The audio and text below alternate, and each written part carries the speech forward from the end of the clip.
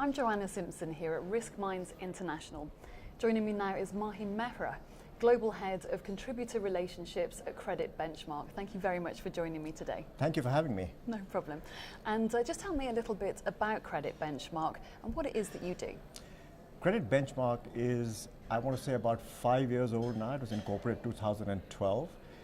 What we do is we collect internal credit reviews from the world's leading banks, signified, as you know, by either IRB, which is internal ratings based, or CCAR, which is the equivalent in the United States. So we collect their internal views, we aggregate them, anonymize them, and then publish back consensus analytics back to the banks. So effectively provide them with an opportunity to benchmark their own credit views with what the other like-minded people on the street are thinking. We think of it like a expert crowdsourced credit model. And how has Credit Benchmark progressed in the last year? Well, that's an interesting question actually, because I did talk about this last year, and there might have been a shade of bravado when I said what I said, but it's actually been borne out. We have practically doubled the contributing base within Credit Benchmark in about 11 months. We published these ratings equivalents that I mentioned to you. Last year, I want to say from memory, it was just under 7,000, and today we are publishing 13,000 plus ratings equivalents. So we have grown also our contributor base from 11 at the end of last year to 20 already this year. And if I was a betting man, which I am, I'd say there's probably going to be another 3 or 4 before the year closes. So we should be more than double in 12 months. So can you tell me a little bit about your data set? Yeah, so data set, what we do, as I mentioned, we collect internal probabilities of default, which are the 1-year forward-looking views of the contributing banks per obligor. We collect them across sovereigns, banks, NBFIs, non-bank financial institutions, corporates, funds, etc. And currently we collect close to about 310,000 observations on a monthly basis across the client population. So that's a hugely powerful data set from which to sort of glean risk insights for the banks. And you've been collecting data now for the last 2.5 years. Are there any interesting insights derived from the data that demonstrates its value, or how are your banks generally using it? So, well, let me take the two questions one by one. So, yes, we have been publishing data for 2.5 years. The first time we published data, which was May 2015, there were 350 ratings equivalents, and I said that's progressed to over 13,000 now.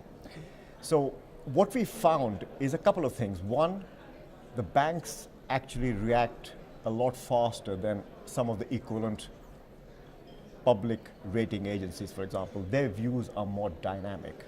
Secondly, what we found is their views are a lot more fluid, because banks, since we are collecting data from different banks and they all don't tend to move in tandem, you find that the historical time series is a lot more fluid and shows greater trend value.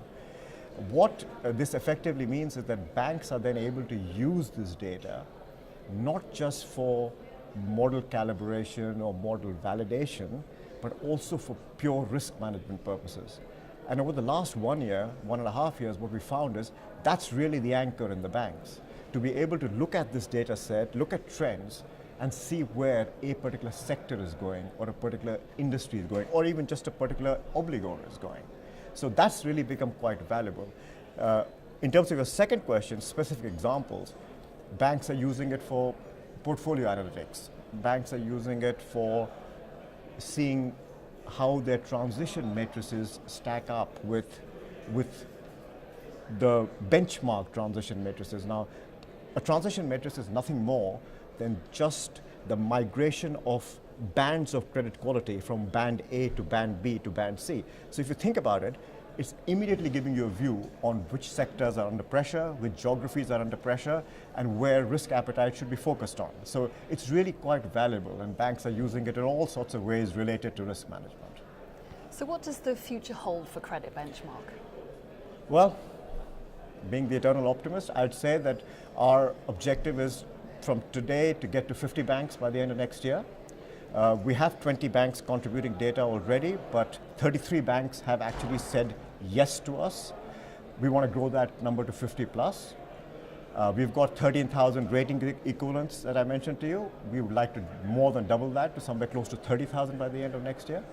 And I think we really, really want to get embedded with our front end product delivery systems into every aspect of the banks, be it the modeling aspects, or be it the risk management aspect, or even just counterparty portfolio management. We just want to be the data source of choice.